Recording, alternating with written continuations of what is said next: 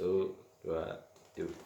Assalamualaikum warahmatullahi wabarakatuh. Perkenalkan, nama saya Muhammad Rizky dari kelas MN 4K jurusan Manajemen Bisnis. Saya akan menerangkan strategi produk pada perusahaan Gojek. Ini adalah salah satu ujian akhir semester dari mata kuliah Komunikasi Bisnis yang diampu oleh Bu Iras Valentina.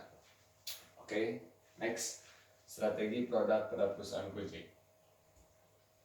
Sejarah perusahaan Gojek. Gojek ini berdiri pada tahun 2010 di Jakarta. Pada awalnya Gojek ini didirikan oleh Nadiem Makarim, salah satu foundernya. Ada beberapa orang yang mendirikan Gojek dan salah satunya ialah Nadiem Makarim. Nah, Nadiem Makarim ini pada awalnya mendirikan Gojek. Ia bercerita bahwa pada awalnya ia melihat ada di pangkalan ojek kok banyak ya yang penghasilannya kecil, terus menunggu dengan konvensional. Maka Nadiem Makarim yang basicnya dulu adalah orang IT lulusan dari Amerika, dia berpikir bahwa ketika keilmuannya yang ia telah pelajari di Amerika selama ini mungkin bisa bermanfaat jika ia melakukan suatu terobosan pada ojek konvensional untuk bagaimana caranya sih supaya konvensional ini menjadi modern gitu, digabungkan dengan IT. Nadiem Makarim ini pada awalnya ketika membentuk Gojek ini pada awalnya tidak berbentuk aplikasi yang seramai pada saat ini. Pada dulu kalau misalnya orang mau order Gojek, masyarakat itu harus nelpon ke call center pada waktu itu. Maka pada tahun 2015 Nadiem Makarim dan teman-temannya di Gojek membuat suatu aplikasi yang bernama Gojek. Dan itu awalnya pada tahun 2015. Next. Visi dan misi Gojek. Visinya membantu memperbaiki struktur transportasi di Indonesia, memberikan kemudahan bagi masyarakat dalam melaksanakan pekerjaan sehari-hari, seperti pengiriman dokumen, belanja harian dengan menggunakan layanan fasilitas kurir, serta turut mensejahterakan kehidupan tukang ojek di Indonesia ke depannya. Dan misinya, PT Gojek Indonesia merupakan perusahaan startup asli Indonesia dengan misi sosial, ingin meningkatkan kesejahteraan sosial dengan menciptakan efisiensi pasar. Untuk dapat mewujudkannya, PT Gojek Indonesia memiliki misi: 1. Menjadi acuan pelaksanaan kepatuhan dan tata kelola struktur transportasi yang baik dengan menggunakan kemajuan teknologi. 2. Memberikan layanan prima dan solusi yang bernilai tambah kepada pelanggan. 3. Membuka lapangan kerja selebar-lebarnya bagi masyarakat Indonesia. 4. Meningkatkan kepedulian dan tanggung jawab terhadap lingkungan dan sosial. Dan yang terakhir, menjaga hubungan baik dengan berbagai pihak yang terkait dengan usaha ojek online. Next, produk Gojek. Produk Gojek ini pada saat ini memang banyak sekali teman-teman. Yang pertama mungkin yang paling terkenal itu adalah GoRide. GoRide ini dimana salah satu produknya ialah mengantarkan atau jasanya yaitu mengantarkan penumpang atau orang. Itu pada awal Gojek itu awalnya di GoRide dulu dan itu menjadi booming di Indonesia. Mungkin Gojek juga jadi salah satu terobosan yang luar biasa di Indonesia. Meskipun misalnya contohnya di luar negeri udah ada Uber tuh dulu di Amerika, tapi di Amerika fokusnya bukan di GoRide atau di transportasi motor, tapi Uber itu lebih fokusnya ke mobil gitu untuk transportasinya. Selain di Indonesia, ketika hadirnya Gojek oleh Nadiem Makarim ini menjadi suatu hal yang luar biasa karena sudah bertahun-tahun ojek atau bagaimana caranya mengantarkan orang itu secara konvensional, tapi ini dibawa ke ranah yang lebih modern menggunakan aplikasi yang sangat canggih gitu. Terus ada produknya GoBox, ada GoCar, ada GoFood, ada GoSend dan lain-lain ya. Mungkin saya terangin ya produk dari Gojek satu persatu. Yang kedua, yang tadi mungkin yang pertama yang GoRide. Yang kedua ini adalah GoCar. GoCar ini adalah salah satu transportasinya itu lebih ke yang tadi GoRide kan motor. Nah, dan kalau GoCar ini ke mobil gitu, layanan transportasinya. Yang kedua itu ada GoBox. GoBox itu biasanya para konsumen itu bahasanya memesan gitu untuk mengantarkan barang gitu. Biasanya lebih ke sana, tapi barang-barang yang sifatnya lebih yang besar gitu yang harus dibawa dengan mobil-mobil gitu kan. Karena ada salah satu layanan juga itu Gosen yang sama-sama juga mengantarkan barang, tapi mengantar barangnya menggunakan motor gitu. Biasanya barang-barang ini lebih simpel kayak surat, kayak ya pokoknya benda-benda yang sifatnya bisa dibawa oleh motor gitu. Kalau kelebihan dari itu misalnya bawa kulkas, bawa lemari itu nggak bisa ya lewat motor. Maka Gojek itu punya aplikasi lain atau punya produk lain, bukan aplikasi ya, tapi punya produk lain yaitu GoBox gitu. Terus yang ketiga juga ada GoFood, di mana dulu orang kalau misalnya pengen makan itu harus datang ke restoran, harus datang ke kafe, harus datang ke rumah makan, atau mungkin bahkan datang ke gerobak pun kita kan harus datang ya. Tapi sekarang orang kalau misalnya pengen memesan makanan, meskipun dia di rumah, dia cuman pencet tombol di handphonenya, udah bisa datang ke makanan. Jangankan sekelas restoran, bahkan sampai ke gerobak pun itu sudah bisa terhubung dengan aplikasi Gojek ini. Dan perusahaan ini sangat luar biasa teman-teman, karena membawa perubahan yang sangat luar biasa khususnya di Indonesia. Oke, next. Nah, ini adalah salah satu foto GoRide atau driver Gojek di Indonesia. Kenapa saya tampilkan foto wanitanya? Ini sangat luar biasa. Kenapa? Karena Indonesia ini salah satu budaya menurut saya itu lebih ke patriarki ya, di mana laki-laki itu biasanya lebih diutamakan. Laki-laki itu sebagai yang mencari penghasilan utama dan sebagainya gitu. Tapi Gojek ini meskipun banyak driver dari laki-laki, tapi tidak menutup kemungkinan kalau misalnya ada wanita yang ingin menjadi seorang driver, tidak jadi masalah. Oke, sebab itu kalau saya bahasnya lebih ke emansipasi gitu. Makanya kalau menurut saya Gojek itu salah satunya mendukung juga emansipasi pada wanita itu sendiri. Makanya banyak driver juga sekarang yang wanita gitu kan, dan itu luar biasa juga sih menurut saya. Itu menghargai lah. Next. Nah, ini salah satu layanannya juga, ada Go Massage, di mana dulu orang kalau misalnya mau pijit itu kan ya tetangganya, ya siapa. Sekarang pijat aja udah pakai aplikasi gitu. Orang cuma diam di rumah, langsung kan pengen dipijat nih, tombol dateng kan, dipijat gitu kan. Oh, nggak keren gimana coba. Dan ini asli karya anak bangsa gitu. Nah, oke. Sekarang ke strategi marketing dari Gojek itu sendiri. Nah, yang saya temukan ada dua hal yang sangat penting yang menjadi dasar dari strategi marketing yang dilakukan oleh Gojek. Yang pertama mungkin itu adalah teknologi. Kenapa teknologi? Karena contoh misalnya ya, saya ambil 3 contoh produknya nih. Yang pertama GoRide. Dulu ojek konvensional kan tadi saya jelaskan, orang kalau misalnya mau pesen ojek ya harus ke depan rumah gitu kan, harus ke depan gitu kan.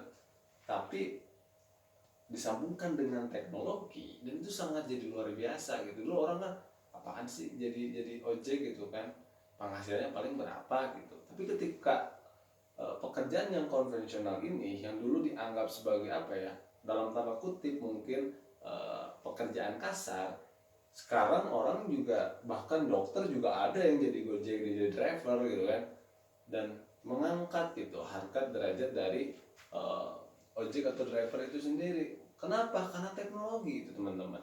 Makanya kenapa banyak atau kenapa bisa berhasil Gojek ini di Indonesia, khususnya di Indonesia ya. Kenapa bisa berhasil di Indonesia? Karena ketika Gojek ini udah banyak gitu, Gojek itu udah banyak di seluruh Indonesia itu pangkalan-pangkalan. Anggap aja kayak di Bandung misalnya.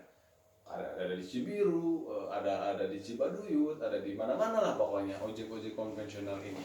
Makanya ketika Gojek hadir ke Indonesia atau Gojek ini diciptakan oleh Nadiem Makarim di Indonesia, Nadiem Makarim nggak perlu melatih gitu orang untuk bisa naik motor atau gimana caranya mengantarkan orang gitu, karena emang udah ada ojeknya gitu. Dari zaman dulu ojek udah ada gitu.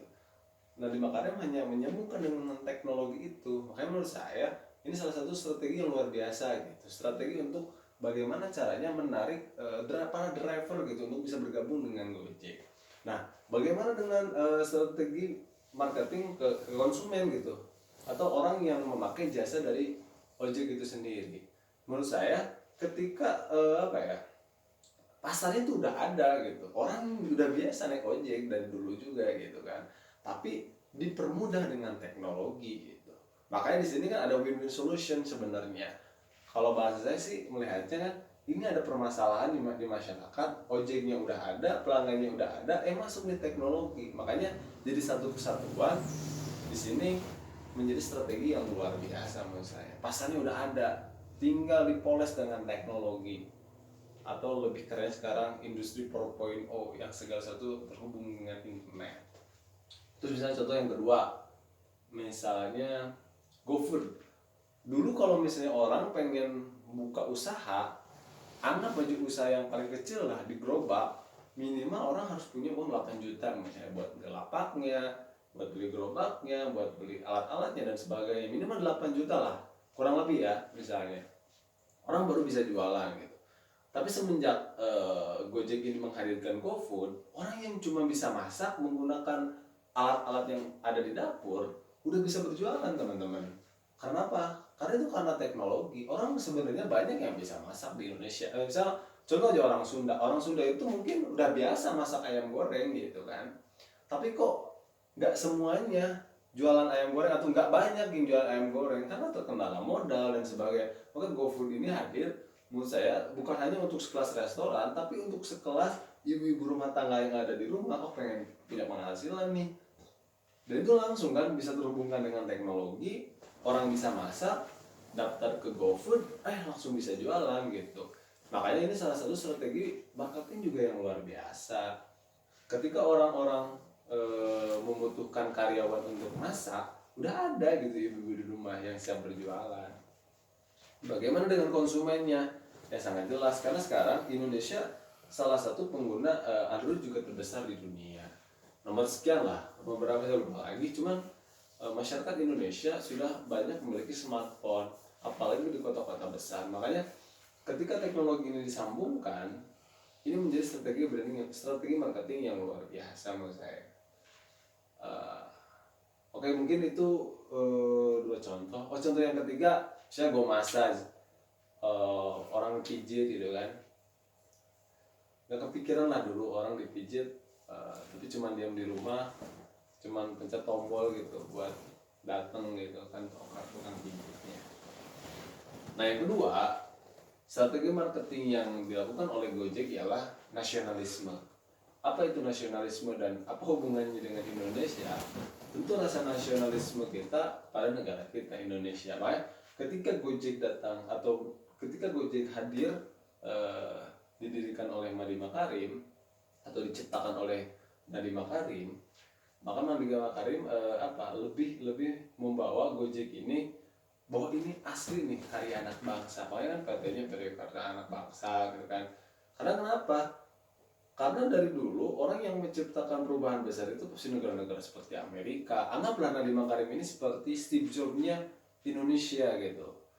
Bagi saya itu tidak berlebihan sih. Kenapa? Karena ketika Steve Jobs membawa suatu perubahan dalam dunia komputer, di seluruh dunia, maka Nadiem Makarim membawa perubahan khususnya di era industri 4.0 di Indonesia gitu.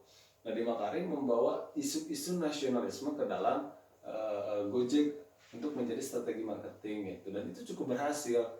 Teman-teman. Sampai sekarang Gojek sudah hampir rata di seluruh Indonesia. Oke. Next. Nah, untuk pesaing yang sekarang dihadapi oleh Gojek, mungkin yang paling berat itu Grab. Grab ini adalah satu produk dari Malaysia ya kalau nggak salah. Dan ini pada awalnya Grab ini kan produknya itu layanan jasa di mobil atau istilah Grab Car. Tapi lama-kelamaan juga ikut jadi ada Grab motornya juga gitu. Makanya Grab ini pokoknya saingan terberat dari Gojek khususnya di Indonesia, bahkan di Asia Tenggara. Next. Nah, untuk wilayah pemasaran pada awalnya Nadiem Makarim atau Gojek ini memasarkan awalnya kan di Jakarta. Ketika di Jakarta udah sukses, melebar ke Pulau Jawa, dari Bandung, Surabaya, Banten, Jawa Tengah, Jawa Timur, dan kota-kota lainnya dan provinsi-provinsi yang ada di Pulau Jawa. Sampai akhirnya menyebarlah hampir ke seluruh Indonesia. Itu layanan Goretnya, itu layanan GrabCar-nya. Tapi nggak sampai di sini. Gojek ini memasarkan produknya atau perusahaannya ini sampai ke Asia Tenggara gitu. Sekarang bahkan pasarnya udah Asia Tenggara, bukan hanya Indonesia saja. Contohnya misalnya seperti ke Thailand, ke Vietnam, dan bahkan sekarang sampai mau mencoba untuk membuka di Malaysia gitu. Dan Malaysia itu menjadi jadi salah satu markas besarnya dari Grab gitu. Kalau dulu Grab datang ke Indonesia buat melawan Gojek gitu, sekarang Gojek yang datang juga ke rumahnya orang Grab gitu di Malaysia. Dan itu cukup menarik sih ketika ada salah satu perusahaan di Indonesia yang go internasional gitu. Itu sangat luar biasa. Ya, mungkin cukup sekian presentasi dari saya untuk tugas atau UAS ujian akhir semester dari mata kuliah Bu Iras Komunikasi Bisnis.